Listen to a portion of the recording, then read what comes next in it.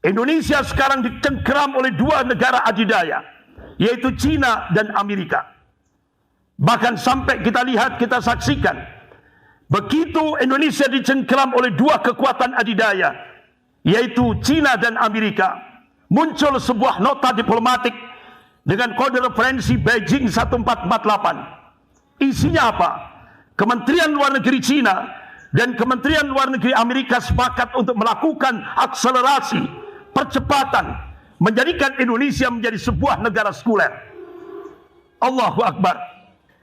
Ternyata gerakan sekulerisme ini merambah, sudah tidak hanya dalam skop negara, bahkan sekarang sudah masuk pada ormas-ormas Islam. Bahkan tidak hanya itu, sebentar lagi akan masuk pada istimewa Islamiyah, masyarakat Islam, dan tidak menutup kemungkinan apa yang digaungkan oleh Cina dan Amerika ini akan merambah ke usratul Islamiyah, keluarga-keluarga Muslim. Fitnah ini dahsyat sekali.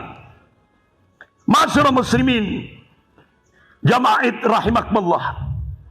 Ada sebuah 3 dokumen. Dokumen yang pertama berbahasa Rusia. Dokumen yang kedua berbahasa Inggris. Dan dokumen yang ketiga, ini kita cukup kaget.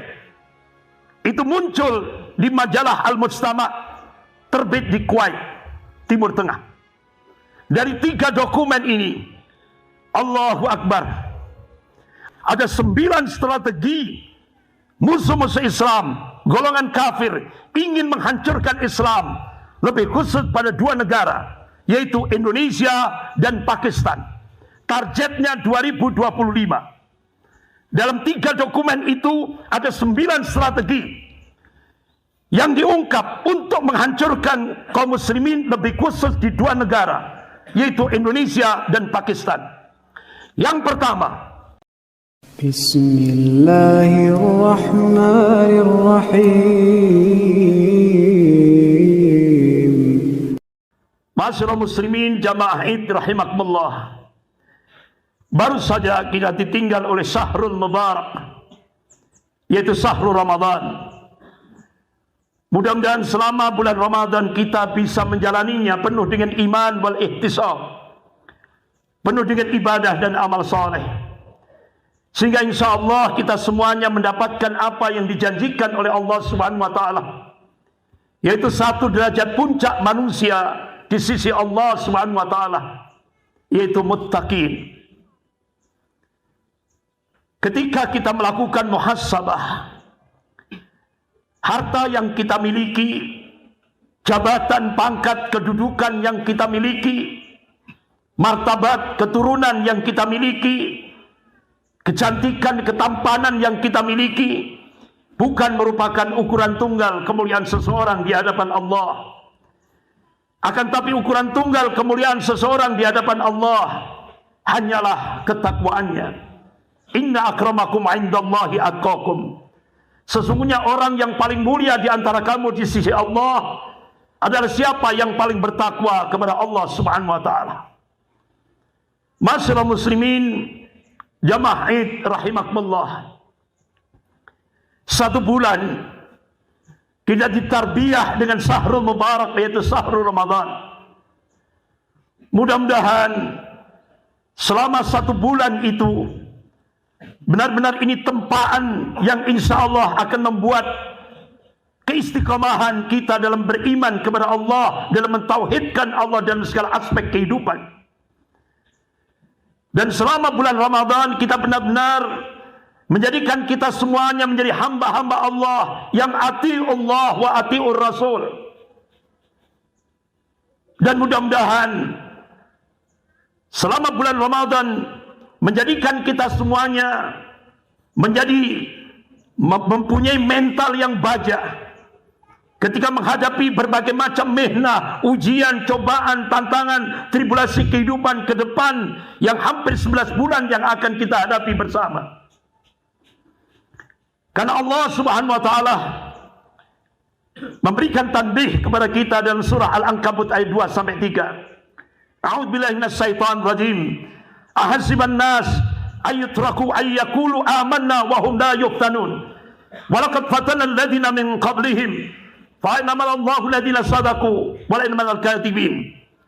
Apakah manusia mengira mereka dibiarkan begitu saja hanya cukup mengatakan, ya Allah, saya telah beriman. Kata Allah belum cukup, hingga Allah menurunkan mihnah, ujian, cobaan, tantangan, tribulasi kehidupan. Karena itu sunnatullah, hukum objektif seni di dalam hidup yang diberikan oleh Allah kepada setiap hamba-hambanya. Bahkan Allah subhanahu wa ta'ala menyiapkan 5 ujian yang akan menguji iman kita setelah kita digembleng 1 bulan pada bulan Ramadan yang mubarak ini. Sebagaimana Rasulullah mengabarkan, qala Rasulullah sallallahu alaihi wasallam, al-mu'minu baina khamsin sadaida mu'minun yaksudduh wa munafiqun yabghaduh wa kafirun wa yuqatiluh wa syaitan yudilluh wa nafsun tunazi'uh. Ada 5 macam tantangan yang disiapkan oleh Allah pada hamba-hambanya yang amanu, yang beriman kepada Allah, yang muwahhid, yang mentauhidkan Allah dalam segala aspek kehidupan ini. Tantangan yang pertama, mukminun yasudduh, orang mukmin yang terkena penyakit hasad, dengki. Yang kedua, wal munafiqun yabghaduh, orang munafik dan orang munafik yang senantiasa membenci. Wa kafirun wa yuqatiluh, yang ketiga orang kafir yang senantiasa memerangi dan memusuhi. Yang keempat, wasyaitan yudilluh, setan yang senantiasa menyesatkan. Yang kelima, wa nafsun tunazi'uh, nafsu yang senantiasa melawan. 5 tantangan ini disiapkan oleh Allah untuk menguji iman kita. Hampir 1 bulan kita digembleng dengan syahrul mubarak, syahrul Ramadan. Pasca bulan Ramadan kita diuji oleh Allah dengan 5 tantangan ini, dan ini sunnatullah. Karena Allah tidak cukup kita hanya mengucapkan, ya Allah saya telah beriman. Tapi Allah ingin menguji iman kita. Sampai di mana keistiqomahan kita dalam beriman kepada Allah. Allahu Akbar.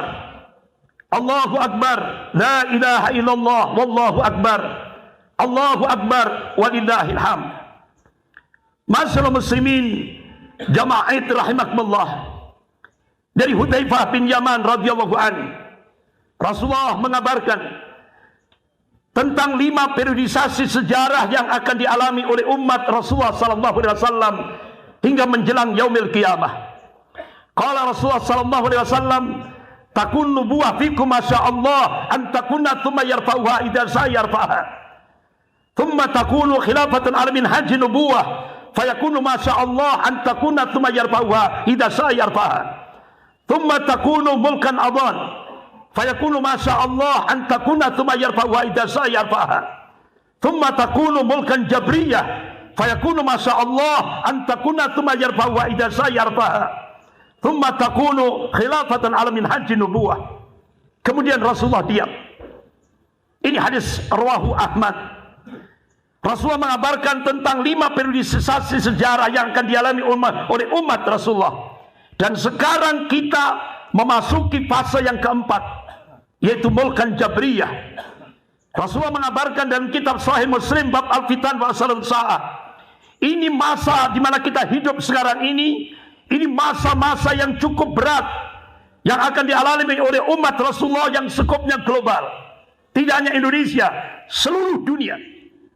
Ini masa di mana dipenuhi dengan fitnah-fitnah akhir zaman. Rasulullah sallallahu alaihi wasallam mengabarkan di depan para sahabatnya tentang an-naba'al adim, berita-berita besar. Para sahabat, bagaimana respon para sahabat? Masya Allah, sangat serius mendengarkan dan memperhatikan apa yang dikhabarkan oleh Rasulullah, berita-berita besar sebelum yaumil qiyamah. Ini masa yang cukup berat yang dialami oleh umat Rasulullah. Karena pada masa di mana kita hidup sekarang ini, Allah ganti kepemimpinan dunia. Sunnatut tadawul, pergantian kepemimpinan dunia dari golongan mukmin pada golongan kafir. Dan ini Rasulullah mengabarkan dengan rinci sekali dalam kitab Sahih Muslim bab al-fitan wa asrarus saah. Allahu Akbar. Allahu Akbar. La ilaha illallah wallahu akbar. Allahu Akbar walillahil hamd. Apa yang dikhabarkan oleh Rasulullah Allah tegaskan dalam surah An-Najm ayat 3 sampai 4. A'udzubillahi minasyaitonir rajim. Wa may yantiqu 'anil hawa in huwa illa wahyun yuha. Apa yang disampaikan oleh Rasulnya itu bukan ahwa, bukan hawa nafsu. Apa yang disampaikan oleh Rasulullah itu wahyu yang diwahyukan oleh Allah kepada Rasulnya. Pasti terjadi, tidak bisa tidak. Kita sekarang benar-benar dikendalikan seluruh dunia, skop global dikendalikan oleh golongan kafir. Dan kita saat ini benar-benar nyata itu. Indonesia sekarang dicengkeram oleh dua negara adidaya, yaitu Cina dan Amerika. Bahkan sampai kita lihat, kita saksikan, begitu Indonesia dicengkeram oleh dua kekuatan adidaya, yaitu Cina dan Amerika, muncul sebuah nota diplomatik dengan kode referensi Beijing 1448. Isinya apa? Kementerian Luar Negeri Cina dan Kementerian Luar Negeri Amerika sepakat untuk melakukan akselerasi, percepatan, menjadikan Indonesia menjadi sebuah negara sekuler. Allahu Akbar. Ternyata gerakan sekulerisme ini merambah, sudah tidak hanya dalam skop negara, bahkan sekarang sudah masuk pada ormas-ormas Islam. Bahkan tidak hanya itu, sebentar lagi akan masuk pada istimewa Islamiyah, masyarakat Islam, dan tidak menutup kemungkinan apa yang digaungkan oleh Cina dan Amerika ini akan merambah ke usratul Islamiyah, keluarga-keluarga Muslim. Fitnah ini dahsyat sekali. Masyarakat muslimin, jamaah rahimakumullah. Ada sebuah 3 dokumen. Dokumen yang pertama berbahasa Rusia. Dokumen yang kedua berbahasa Inggris. Dan dokumen yang ketiga, ini kita cukup kaget. Itu muncul di majalah Al-Mujtama, terbit di Kuwait, Timur Tengah. Dari 3 dokumen ini, Allahu Akbar, apa yang diingatkan oleh Allah Subhanahu wa Ta'ala dalam surah Al-Maidah ayat 82 benar-benar menjadi sebuah realitas empiris dalam kehidupan kita. Allah ingatkan, A'udzubillahi minasyaitonir rajim. La tajidanna asyadan nas adawatan lil ladina amalu yahuda wal ladina asraku. Sungguh kalian akan menyaksikan orang-orang yang paling keras permusuhannya terhadap hamba-hamba Allah yang mukmin, yang muwahhid. Itu kata Allah al-Yahud, orang-orang Yahudi dan orang-orang musyrik. Bahkan Rasulullah sallallahu alaihi wasallam memberikan warning kepada umatnya. Qala Rasulullah sallallahu alaihi wasallam, la tattabi'anna sunnana man kana qablakum sibran bi sibrin wa dira'an bi dira'in hatta la dakhalu juhra dabbin tabi'tumuhum qulna ya Rasulullah al-yahud wan nasara qala faman. Sungguh kalian akan mengikuti jejak-jejak orang-orang sebelum kalian, setahap demi setahap, sejengkal demi sejengkal, hatta la dakhalu juhra dabbin, sampai Rasulullah memberikan dengan bahasa kinayah, kiasan, sampai orang lain masuk dabbin itu. Kalau di Timur Tengah seperti binatang biawak yang punya lubang di pasir itu. Kalau mereka masuk ke lubang biawak itu, kamu ikut. Ulama-ulama hadis ketika mengkaji hadis ini bukan justifikasi, bukan pembenaran, tapi hadis ini warning. Ketika sahabat bertanya, "Qulna ya Rasulullah al-yahud wan nasara?" Apakah yang kau maksudkan itu perilaku, sikap, budaya orang-orang Yahudi dan Nasrani? Rasulullah memberikan jawaban, qala faman. Siapa lagi kalau bukan mereka? Oleh karena itu Syekhul Islam Ibn Taimiyah rahimahullah memberikan satu khulasa, kesimpulan. Karena Rasulullah tegas sekali menegaskan, memberikan warning, peringatan pada umatnya. Qala Rasulullah sallallahu alaihi wasallam, man tasabbaha biqaumin fahuwa minhum. Barang siapa yang niru satu kaum, maka dia termasuk kaum itu sendiri. Jadi Syekhul Islam Ibn Taimiyah memberikan penegasan, jadi tasabbuh bil kuffar, meniru-niru adat istiadat kebudayaan orang-orang kafir dilarang secara global dalam agama kita. Allahu Akbar, Allahu Akbar, la ilaha illallah, wallahu akbar, Allahu Akbar, walillahil hamd. Dari 3 dokumen itu tadi bisa kita kristalkan. Ada 9 strategi musuh-musuh Islam, golongan kafir, ingin menghancurkan Islam, lebih khusus pada 2 negara, yaitu Indonesia dan Pakistan. Targetnya 2025. Dalam 3 dokumen itu ada 9 strategi yang diungkap untuk menghancurkan kaum muslimin, lebih khusus di 2 negara, yaitu Indonesia dan Pakistan. Yang pertama, proyek pemiskinan. Jadi kemiskinan itu sengaja diciptakan, bukan alami. Diciptakan. Ini sekali lagi, kemiskinan itu diciptakan, bukan alami. Implikasinya besar. Yang kedua, yaitu penguasaan sumber daya alam. Dan ini sudah kita saksikan bersama. Strategi yang ketiga, yaitu penguasaan ekonomi. Dan ini sudah kita saksikan bersama. Bagaimana dua negara adidaya, China dan Amerika, benar-benar mencengkeram betul dalam aspek ekonomi di Indonesia. Yang ketiga, penguasaan informasi. Dan ini sudah kita saksikan. Yang kelima, penguasaan hukum dan politik. Dan ini sudah kita saksikan bersama. Kemudian yang keenam, yaitu penghancuran moral. Dan ini sudah kita saksikan bersama. Bagaimana Cina untuk menghancurkan generasi Islam di Indonesia. Cina dropping 600 ton narkoba masuk ke Indonesia. Sehingga kita bisa melihat sekarang narkoba itu sampai anak-anak TK dijejali dengan narkoba jenis permen. Bahkan sekarang merambah anak-anak SD, SMP, narkoba jenis perangko. Yang akhirnya banyak korban berjatuhan di Indonesia. Belum lagi Amerika untuk menghancurkan generasi muda Islam di Indonesia. Mereka melewati pornografi. Hampir 888 situs pornografi berputar terus bergerak di Indonesia tanpa sensor. Dan itu bisa kita lihat dalam HP-HP kita, dalam ponsel-ponsel kita.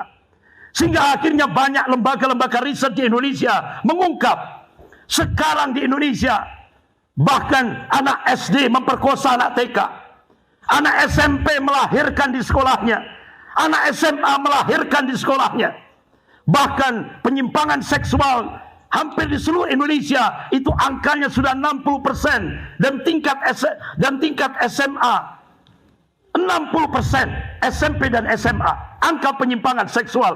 Dampak daripada pornografi yang digerakkan oleh Amerika untuk merusak generasi Indonesia. Bahkan yang kita saksikan, Ma'asyiral muslimin, jamaah itu rahimakumullah, bahkan dalam tingkat mahasiswa kita benar-benar dirusak, bahkan sampai regulasi muncul undang-undang yang ini resmi negara. Mahasiswa-mahasiswi boleh melakukan free sex tanpa ikatan pernikahan, dan ini resmi negara. Karena kita dipaksa, di-pressure oleh dua kekuatan adidaya, Cina dan Amerika. Bahkan ketika Wakil Perdana Menteri Cina Liu Yangdong ketika pidato di Auditorium FISIP Universitas Indonesia, beliau menyampaikan otomatis konsekuensi Indonesia mendapatkan bantuan hutang tahap pertama 647 triliun dari Cina. Syaratnya yang pertama, agama harus dipisah dalam kehidupan berbangsa dan bernegara. Sehingga akhirnya Ketua Dewan Pembinaan Ideologi Pancasila Profesor Yudian Wahyudi memberikan statement, start 2014 musuh terbesar Pancasila adalah agama. Bahkan Menteri Pendidikan dan Kebudayaan Pak Nadiem Makarim meluncing yaitu roadmap pendidikan nasional 2020-2035. Sudah tidak ada lagi agama. Jadi gerakan sekuler ini dahsyat sekali. Allahu Akbar, Allahu Akbar, la ilaha illallah, wallahu akbar, Allahu Akbar, walillahil hamd. Ma'asyiral muslimin, jamaah rahimakumullah. Kemudian strategi selanjutnya yaitu mereka ingin melakukan, yaitu di samping perusakan moral, mereka ingin menghancurkan, melemahkan militansi Islam dengan stigma radikal, teroris, fundamentalis. Dan ini stigma yang sengaja diciptakan untuk melemahkan militansi umat Islam di Indonesia. Kemudian strategi selanjutnya yaitu ingin melakukan deislamisasi, yaitu proyek deradikalisasi Islam, yaitu dengan demoderasi, artinya moderasi Islam. Ini tujuannya adalah deislamisasi. Ini pemurtadan terselubung.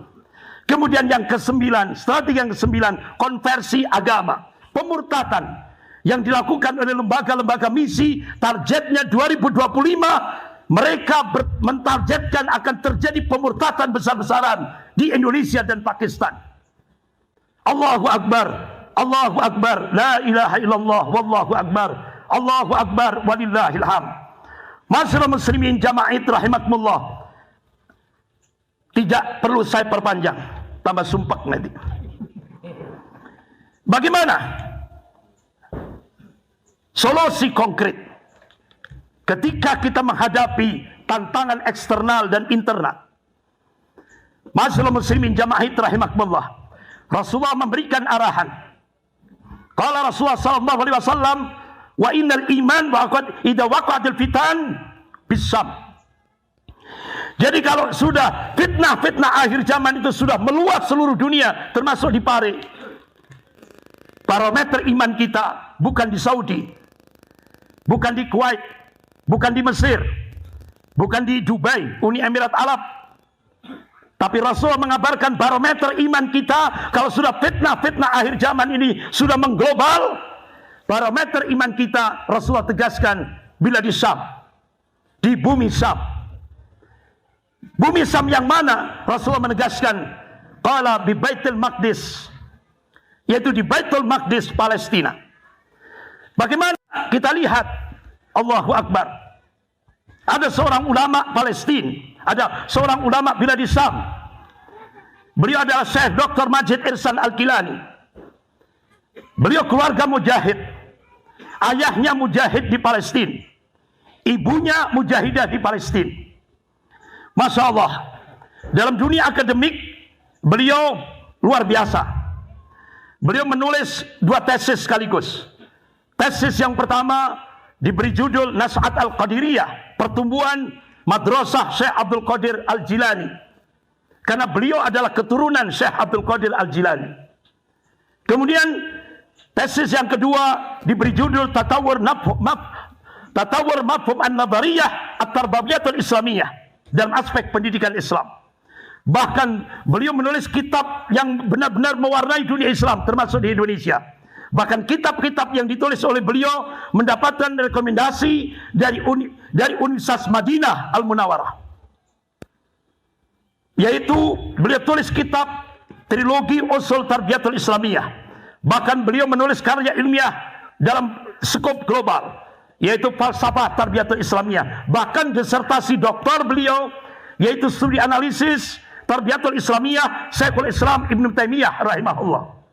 Jadi beliau menulis satu kitab karya ilmiah dunia, yaitu Falsafah Tarbiyatul Islamiyah. Beliau mendapatkan penghargaan dari Al-Farabi International Award tahun 2008, mengalahkan 128 penulis karya ilmiah tingkat dunia. Masya Allah, ternyata benar-benar ditulis oleh beliau sudah dipraktekkan di Indonesia. Jadi ternyata kerusakan yang terjadi di Indonesia itu masih lebih rusak daripada apa yang terjadi di Biladi Syam pada masa 2 ulama besar, yaitu Al-Ghazali bersama muridnya Syekh Abdul Qadir Al-Jilani. Jadi diungkap, beliau menulis dengan landasan filosofis historis.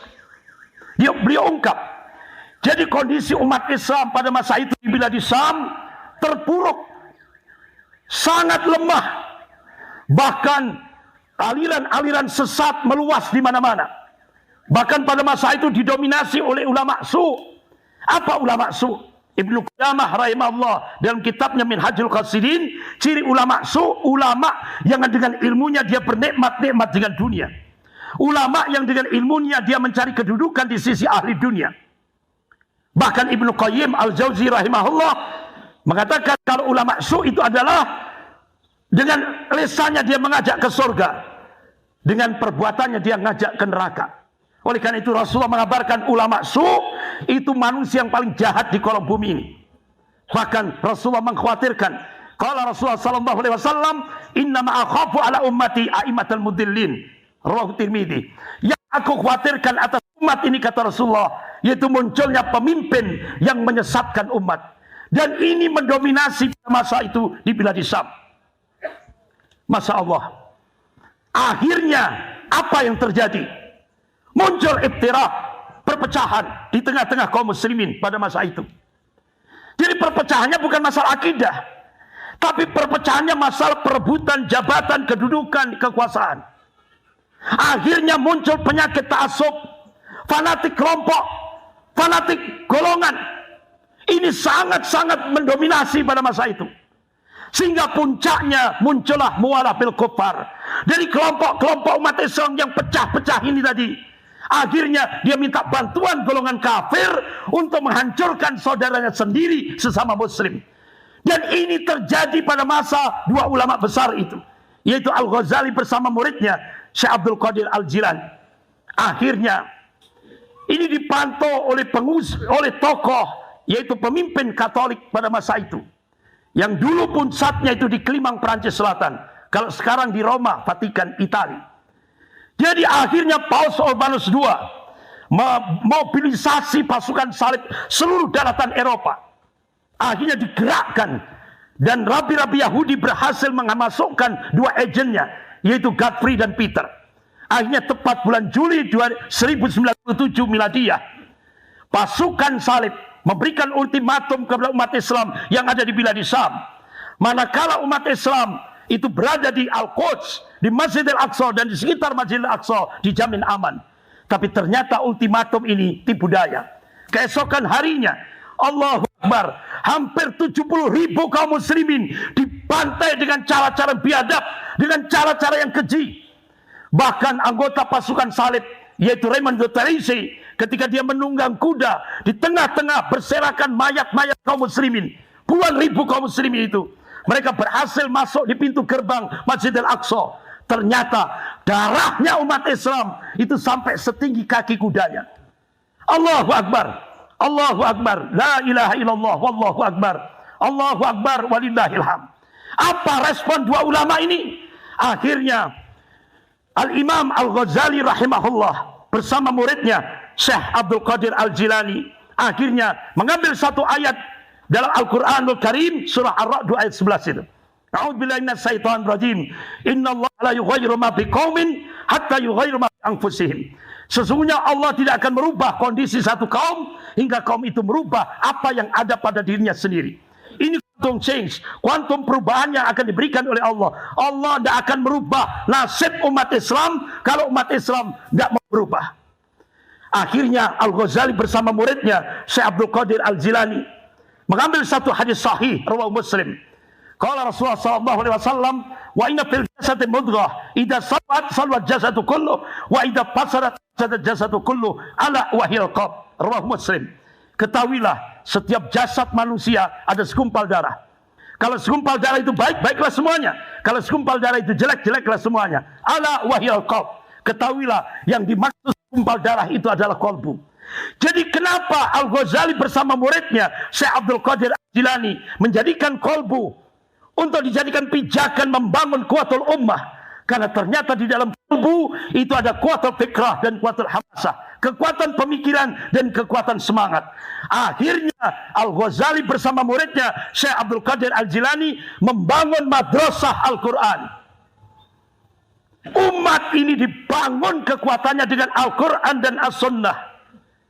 Akhirnya dalam waktu 50 tahun lahirlah generasi Rabbani, yaitu generasi yang semua aktivitasnya, pola pikirnya rujuk ilal Quran was Sunnah, kembali kepada Al-Quran dan As-Sunnah.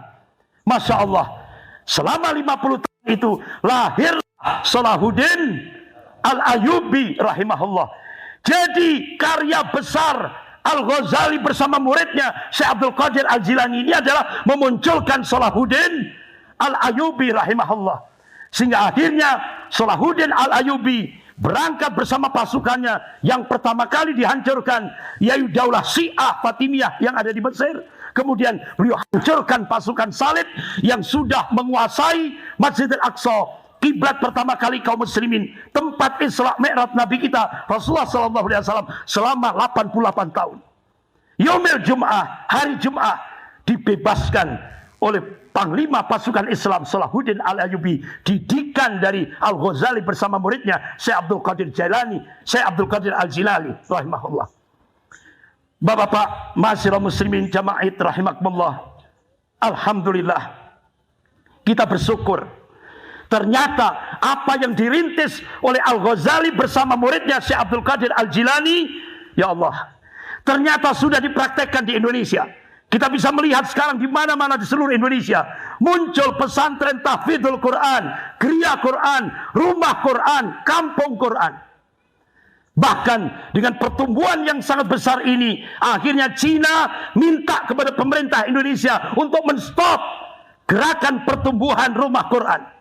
Sehingga akhirnya lewat Menteri Agama terjadi moratorium, dilarang lagi mendirikan rumah Quran. Karena ini tekanan dari Cina. Karena tidak ingin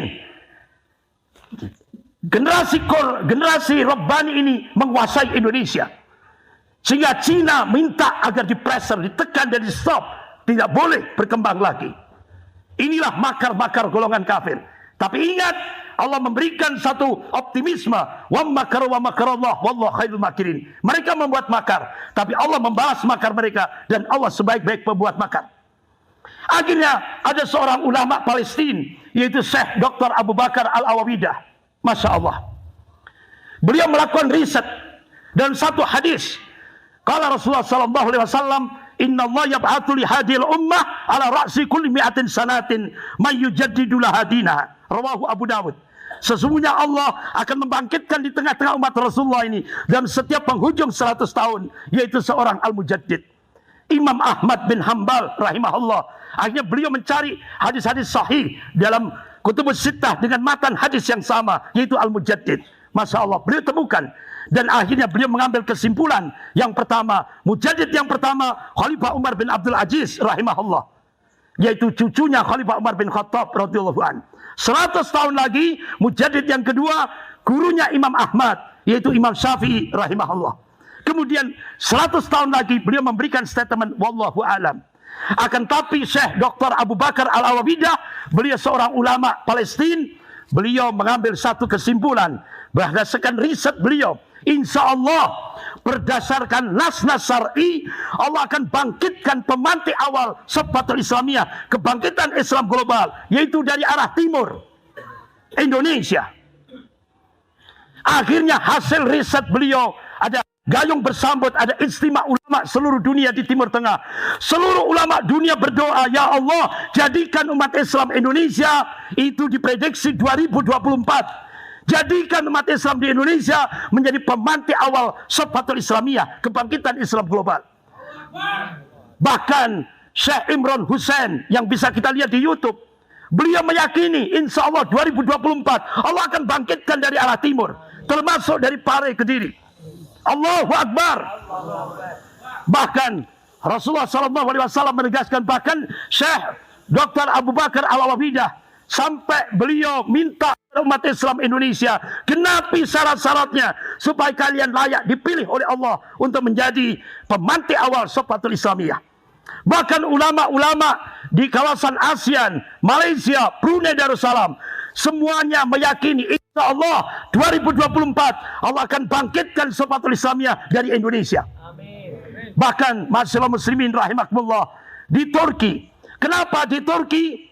Bahkan sebelum kita berbicara Turki, kenapa sekarang di Palestina bendera merah putih ada di atas, bendera Palestina ada di bawah?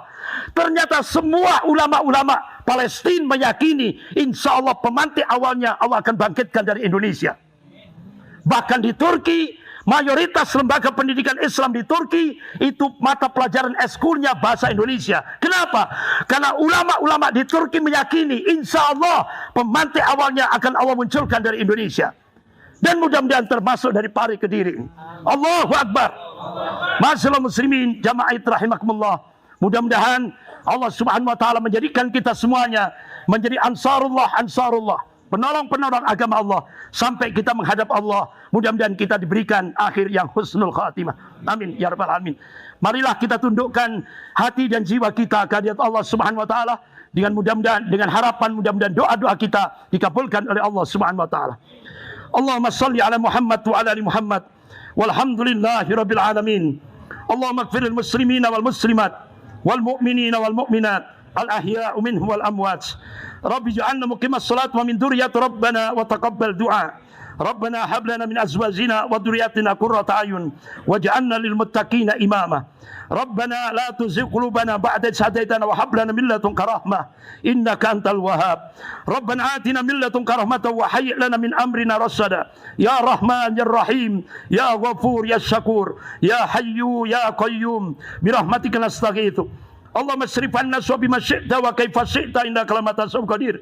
Allahumma a'udzubika min jahdil bala wa darakis saqa wa su'il qada wa tamatatil a'da. Allahumma ansur al-mujahidin fi biladis Syam. Allahumma ansur al-mujahidin fi Palestin. Allahumma ansur al-mujahidin wa fi kulli makan. Allahumma ansurhum. Allahumma nas'aluka al-huda wat tuqa wal afafa wal ghina. Allahumma hawwin 'alaina fi sakaratil maut. Allahumma nas'aluka al-husnal khatimah. Allahumma arzuqna taubatan قبل الموت. الله يا مقلب القلوب ثبت قلوبنا على دينك. اللهم اغفر لنا ذنوبنا ولوالدي وارحمهما كما ربنا صغيرا. اللهم نعوذ بك من ان نشرك بك شيئا نعلمه ونستغفرك لما لا نعلمه. ربنا آتنا في الدنيا حسنة وفي الآخرة حسنة وقنا عذاب النار. سبحان ربك رب العزة عما يصفون والسلام على المرسلين والحمد لله رب العالمين. سبحانك اللهم وبحمدك أشهد أن لا إله إلا أنت أستغفرك وأتوب إليك وبالله التوفيق والهداية والسلام عليكم ورحمة الله وبركاته. تقبل الله منا ومنكم تقبل يا كريم. السلام عليكم ورحمة الله وبركاته.